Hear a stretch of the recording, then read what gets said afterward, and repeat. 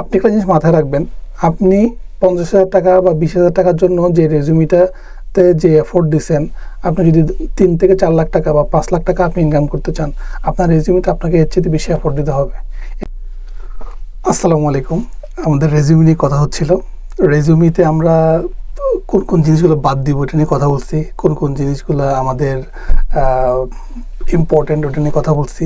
এখন ধরেন আপনার রেজুমিটা ওপেন হইলো, আমাদের টেকনিক অনুযায়ী আপনার রেজুমিটা আগে আছে, আপনার রেজুমিটা ওপেন হয়েছে। ওপেন হওয়ার পরে আপনার রেজুমিটা যখন একটা রিক্রুটার পড়বে, প্রথম থেকে শেষ পর্যন্ত যখন রিক্রুটারটা পড়বে 30 সেকেন্ড বা 1 মিনিট টাইম দিয়ে, তখন কোন কোন বিষয়গুলা আপনার কাজ করবে আপনাকে সিলেক্ট করার জন্য, শর্ট লিস্ট করার জন্য। আমরা তো কথা বলছি কোন কোন জিনিসগুলো বাদ দিবেন, এখন কোন কোন জিনিসগুলো রাখবেন। প্রথমত আমার রেজিউমিতে আমি এখানে দিয়ে রাখতেছি, আমার রেজিউমিতে প্রথমে দেখেন হচ্ছে আমার নাম, আমার ফোন নাম্বার, আমার ইমেল অ্যাড্রেস, আমার লিঙ্কডইন এবং আমার লোকেশন। এই 4টা জিনিস ছাড়া এবং আমার নাম ছাড়া আর কোনো কিছুই নাই প্রথমে। সেকেন্ড, আমি আমার স্কিলটা দিছি। আমার স্কিলের মধ্যে আমি ঠিক ওই স্কিলগুলো দিয়েছি যে স্কিলগুলো আমরা জব সার্কুলারে পাইছি। এবং ওই জব সার্কুলার কোনটা, আপনি অবশ্যই 5টা জবের জন্য আপনার রেজিউমি তৈরি করে রাখবেন। এমন না যে শুধুমাত্র আপনি একটা সিভি বানাইছেন, ওই সিভিটা সবাই ঢালাওভাবে সব জায়গায় পাঠাচ্ছেন সব ওপেনিংয়ের জন্য। এটা একেবারেই করা যাবে না। আপনাকে যেটা করতে হবে, আপনি আগে থেকে যেহেতু আপনার জব রোল কোনটা, ফিউচার জব রোল কোনটা আপনি জানেন, আপনার ফিউচার জব রোল আপনি 5টার জন্য এলিজিবল, 3টার জন্য বা 4টার জন্য আপনি এলিজিবল। এই 4টা বা 5টার যতগুলো সার্কুলার আছে, এই সার্কুলারগুলো বের করবেন আলাদা আলাদা করে, ওগুলোর স্কিলগুলো আলাদা আলাদা করে বের করবেন লিঙ্কডইন সার্কুলার থেকে। ওই স্কিলগুলো আপনি আপনার রেজিউমিতে দিয়ে, আপনার রেজিউমিটা হচ্ছে শুধুমাত্র ওই স্পেসিফিক রোলের জন্য আপনি রেডি করে একটা ফোল্ডারের মধ্যে রেখে দিবেন। আপনার ফোনে একটা ফোল্ডার করে ওখানের মধ্যে রেখে দিবেন, পিডিএফ একটা ভার্সন। তাহলে স্কিলগুলো আমরা কোত্থেকে দেখাচ্ছি, আমি দেখেন লিঙ্কডইনের এই জায়গা থেকে আপনি স্কিলগুলো বের করবেন অ্যান্ড আপনার রেজিউমিতে ঠিক এইভাবে করে আপনার রেজিউমিতে দিবেন। এটার কারণটা কি? কারণ হচ্ছে আপনার স্কিলটা, আপনার এই যে রিক্রুটার উনি তো জেনারেল ব্যাকগ্রাউন্ডের, এই জেনারেল ব্যাকগ্রাউন্ড একজন রিক্রুটার, আপনি একজন টেকনিক্যাল পার্সন বা স্পেশালাইজড। আপনার যে স্কিলটা, ওই স্কিলটা কিন্তু উনি সেট করেন নাই, সেট করছে হচ্ছে আপনার যিনি হায়ারিং ম্যানেজার বা আপনার যে রিপোর্টিং ম্যানেজার, উনি যখন ওনাকে এই এইচআরকে যখন রিকুইজিশনটা দিচ্ছিল, তখন উনি বলে দিচ্ছে যে আমার এই যে লোকটা দরকার, ওই লোকের স্কিলগুলো এটা হইতে হবে। উনি ওই জিনিসগুলো নোট ডাউন করছে এবং উনি ওই জিনিসগুলোই, ওই স্কিলগুলোই হচ্ছে কি আপনার সার্কুলারের মধ্যে দিয়ে রাখছে। সো আপনি যখন রেজিউমিটা বানাচ্ছেন এবং যখন অ্যাপ্লাই করতেছেন, অবশ্যই ওই স্পেসিফিক স্কিলগুলো দিয়ে তারপরে আপনার রেজিউমিটা পাঠাবেন। 2 নাম্বার হচ্ছে আপনার ওয়ার্ক এক্সপিরিয়েন্স। ওয়ার্ক এক্সপিরিয়েন্সের মধ্যে জব টাইটেলটা আগে আসে সবার আগে। জব টাইটেলটা নিয়ে আমরা এখন কথা বলবো। জব টাইটেলটা খুবই ইম্পর্ট্যান্ট। এখন আপনার কারেন্টলি ফর এক্সাম্পল আপনি প্রজেক্ট ম্যানেজার হিসাবে কাজ করতেছেন। এখন আপনার যে পজিশনের জন্য অ্যাপ্লাই করতেছেন, ওই পজিশনটা হচ্ছে প্রোগ্রাম ম্যানেজার। ওকে, তো আপনি কি প্রজেক্ট ম্যানেজার হিসাবে আপনার প্রোফাইলটা দেখায় তারপরে অ্যাপ্লাই করবেন? না, আপনি প্রোগ্রাম ম্যানেজার হিসাবে অ্যাপ্লাই করবেন, প্রোগ্রাম ম্যানেজার হিসেবে দেখা অ্যাপ্লাই করবেন। কারণ হচ্ছে আপনার রিক্রুটার দেখতে চায় এই প্রোফাইলটা এক্স্যাক্টলি 100% ম্যাচ কিনা আমার রিকোয়ারমেন্টের সাথে। তো আপনাকে প্রোগ্রাম ম্যানেজার আর প্রজেক্ট ম্যানেজার অলমোস্ট সেম কাজ করে, কিন্তু আপনি বলতে পারেন যে ভাই প্রোগ্রাম ম্যানেজার প্রজেক্ট ম্যানেজার তো থিওরিটিক্যালি অনেক ডিফারেন্ট এবং হচ্ছে ওদের কাজের মধ্যে অনেকটা different, but most of the 90% হচ্ছে কি সেম। তো সেক্ষেত্রে আমি কি করব? সেক্ষেত্রে আপনি এই জিনিসটা কনসিডার করে আপনাকে যে লোক হচ্ছে প্রজেক্ট করতে পারে, সেই লোক প্রোগ্রামও করতে পারবে। সো এটা বেসিক। আপনি যদি এক্স্যাক্টলি ম্যাচ না করেন, তাহলে যেটা হবে আপনার ওই রিক্রুটার আপনাকে সেকেন্ড লিস্টে রাখবে, ফার্স্ট শর্ট লিস্টে রাখবে না, সেকেন্ড শর্ট লিস্টে রাখবে। সো এবার আসেন হচ্ছে কি আপনার যে প্রিভিয়াস ওয়ার্ক এক্সপিরিয়েন্সগুলো আছে, ওগুলো কীভাবে অ্যালাইন করবেন। অনেক সময় আমাদের যেহেতু আমরা গ্র্যাজুয়েশন কমপ্লিট করার পরে আমরা বিভিন্ন ধরনের জব করি, বিভিন্ন ধরনের প্রফেশন, বিভিন্ন ধরনের জব টাইটেল নিয়ে আমরা কাজ করি। সো আপনার ট্রাই করবেন একটা সিনক্রোনাইজেশন রাখার জন্য, একটার সাথে একটা। ধরুন আপনি কোথাও অ্যাডমিনে কাজ করছেন, আবার কোথাও মার্কেটিংয়ে কাজ করছেন, আবার কোথাও প্রজেক্ট ম্যানেজমেন্টে কাজ করছেন, আবার কোথাও হচ্ছে কি সাপোর্টে কাজ করছেন, কল সেন্টারে কাজ করছেন। এভাবে যদি করেন, বিভিন্ন জায়গায় বিভিন্ন পজিশনে আপনি কাজ করছেন জীবিকার তাগিদে, ওই জিনিসটা যদি এখানে দেখান অরিজিনালটা, তাহলে আপনার রেজিউমিটা ওপেন হওয়ার পরও শর্টলিস্টেড হবে না। তো আপনাকে যেটা করতে হবে, আপনাকে একটা আপনি যে পজিশনের জন্য অ্যাপ্লাই করতেছেন ওই পজিশনের সাথে মেনটেন করে একটা কারেন্ট জব টাইটেল আপনি তৈরি করবেন এবং ওইটার সিনক্রোনাইজেশনটা রাখবেন। এখন আপনি হইতে পারেন যে ভাই আমি কি মিথ্যা বলতেছি, আমাকে তো দেওয়া হয়েছে হচ্ছে কি কাস্টমার সার্ভিস এক্সিকিউটিভ, আমি কি এখন বিজনেস ডেভেলপমেন্ট ম্যানেজার পজিশনে অ্যাপ্লাই করার সময় কি আমি বিজনেস ডেভেলপমেন্ট এক্সিকিউটিভ হিসাবে দেখাতে পারবো? আপনি অবশ্যই দেখাতে পারবেন, আপনি অবশ্যই দেখাবেন। কেন দেখাবেন? এই জন্য, কারণ হচ্ছে ওই রোলটা স্পেসিফিক্যালি শুধুমাত্র নামটা বলার জন্য ইম্পর্টেন্ট। আপনার ওই কাজ সম্পর্কে কিছুই জিজ্ঞেস করবে না, আপনি 5 বছর আগে কী করছেন ওটা কিছুই জিজ্ঞেস করবে না আপনার এইচআর।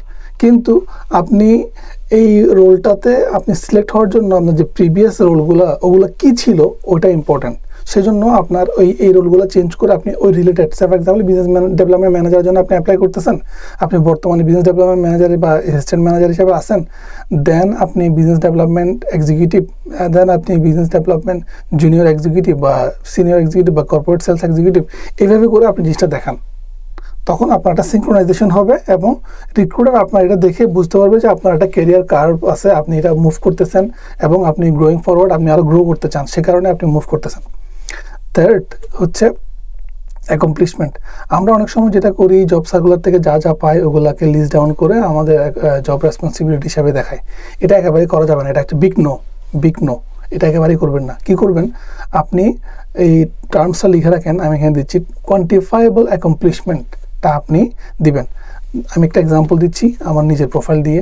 আমি আমার কোম্পানিতে কি কাজ করি এটা চাইতে ইম্পর্টেন্ট হচ্ছে আমি কি অ্যাচিভ করছি, রাইট? সো আপনি আপনার যে জব রেসপন্সিবিলিটিগুলো আছে ওই জব রেসপন্সিবিলিটিগুলো দিয়ে, অথবা আপনি নিজেই কোয়ান্টিফাইবল করতে পারেন ইজিলি। আপনি জানেন যে আপনি ধরেন ফর এক্সাম্পল আপনি যদি কোনো প্রজেক্ট ম্যানেজমেন্টে কাজ করেন বা আপনি বিজনেস ডেভেলপমেন্টে কাজ করেন, কতগুলো সেলস আপনি করতেছেন, কতগুলো ক্লায়েন্টের সাথে আপনি হ্যান্ডেল করতেছেন, কতগুলো কমিউনিকেশন আপনি করছেন, কতগুলো মানুষের সাথে আপনি কথা বলছেন, কতগুলো কোম্পানির সাথে আপনি কথা বলছেন, কতগুলো বিজনেস ডিল আপনি ক্লোজ করছেন, এগুলো সব কিছু তো আপনার জানা আছে। তো এই জিনিসগুলোকে আপনি কোয়ান্টিফাই করে যদি আপনি বলেন, ওই লোকটা বুঝতে পারবে যে আপনার আসলে আপনার কাজের মাধ্যমে কী পরিমাণ বিজনেস ভলিউম জেনারেট হয়েছে ওই কোম্পানিতে বা প্রিভিয়াস কোম্পানিতে আপনি বর্তমানে আছেন ওই কোম্পানিতে। সো এটা ইজিলি বোঝা যাবে। কিন্তু আপনি যদি বলেন আমি ক্লায়েন্ট ভিজিট করি, আমি হচ্ছে সেলস কল করি, আমি হচ্ছে মিটিং করি, আমি হচ্ছে কমিউনিকেশন করি, স্টেকহোল্ডার ম্যানেজমেন্ট করি, নতুন প্রপোজাল সাবমিট করি, টেন্ডার করি, এগুলোতে বললাম না। আপনি যদি বলেন যে আমি 50টা টেন্ডার করছি যেখান থেকে হচ্ছে 5 মিলিয়ন রিয়াল, 5 মিলিয়ন টাকার হচ্ছে রেভিনিউ জেনারেট হয়েছে, রাইট? আপনি 5জন একটা টিম হ্যান্ডেল করছেন। সো কোয়ান্টিফাইবল অ্যাকমপ্লিশমেন্টটা খুবই কমন, এখন সবাই জানেন। তারপর আমি বলতেছি জন্য অনেকে এটা মেনশন করেন না, এবং মেনশন না করার কারণে আপনার সিভিটা খুবই লো ক্যাটাগরির, খুবই অ্যাভারেজ ক্যাটাগরি হয়ে যায় এবং আপনার সিভিটা ওপেন হওয়ার পরেও মানুষ আপনাকে সিলেক্ট করে না। কোয়ান্টিফাইবল অ্যাকমপ্লিশমেন্টটা দিবেন সবগুলো জায়গাতে।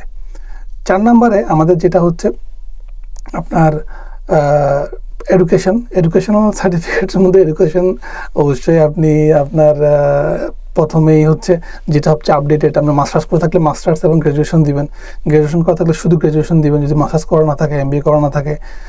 কিন্তু স্কুল কলেজ এগুলো দেওয়ার দরকার নেই। অনেকে আছে স্কুল কলেজগুলো দিয়ে দেন, please school college A-level O-level এগুলো কোনো দেওয়ার দরকার নেই, এগুলো দিবেন না। 5 নম্বরে আসে হচ্ছে প্রফেশনাল সার্টিফিকেট। প্রফেশনাল সার্টিফিকেট যদি আপনার রিলিভেন্ট প্রফেশনাল সার্টিফিকেট যদি না থাকে, আপনি কয়েকটা করে আপনার রেজিউমিতে অ্যাড করেন। এরপরে আমি আপনার এখানে যেভাবে করে সার্টিফিকেটটা আমি কিন্তু আমার অনেক সার্টিফিকেট, আমার মিনিমাম 10-15টা সার্টিফিকেট, কিন্তু আমি সবগুলো দেখাই নাই। দেখেন, এই একটা স্পেসিফিক পজিশনের জন্য এই একটা স্পেসিফিক সার্টিফিকেটই হচ্ছে রিলিভেন্ট, অন্যগুলো রিলিভেন্ট না, সে কারণে আমি এখানে দেখাই নাই। থাকলে যে দেখাইতে হবে এটা না, আপনার কাছে আছে, আপনি যেটা রিলিভেন্ট আপনার এই পজিশনের জন্য এবং এই জবের জন্য ঠিক ওইটা দেখাবেন, আদারওয়াইজ আপনার দেখানোর প্রয়োজন নাই। ওভারঅল আমরা রেজিউমি নিয়ে আমাদের এইভাবে করে যদি আমরা রেজিউমিটা দিই, তাহলে আপনার রেজিউমিটা ওপেন হওয়ার পরে ইনশাল্লাহ শর্টলিস্ট হতে সাহায্য করবে। আপনি একটা জিনিস মাথায় রাখবেন, আপনি 50,000 টাকা বা 20,000 টাকার জন্য যে রেজিউমিটাতে যে এফোর্ট দিচ্ছেন, আপনি যদি 3 থেকে 4 লাখ টাকা বা 5 লাখ টাকা আপনি ইনকাম করতে চান, আপনার রেজিউমিতে আপনাকে এর চেয়ে বেশি এফোর্ট দিতে হবে, এর চেয়ে বেশি সময় দিতে হবে। তো আপনি যদি মনে করেন যে আমি 20,000 টাকার রেজিউমি দিয়ে আমি 5 লাখ টাকা ড্র করব, 30,000 টাকার রেজিউমি দিয়ে আমি 3 লাখ টাকা ড্র করব, It's impossible. You have to give your time, you have to think about your resume, and you have to understand your background very properly. এটা এমন না যে মানে আমি ভাইয়া অল্প এক্সপিরিয়েন্স রাখি সেজন্য আমি স্যালারি বেশি পাচ্ছি না, এটা না।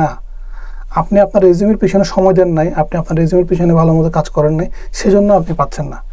আমার কমেন্ট বক্স ওপেন আছে, আপনি আমাকে কমেন্ট করবেন, আপনার প্রত্যেকটা কোয়েশ্চেন আপনি ডিটেলে কমেন্ট করবেন, জিজ্ঞেস করবেন, আমি আনসার করবো ইনশাল্লাহ।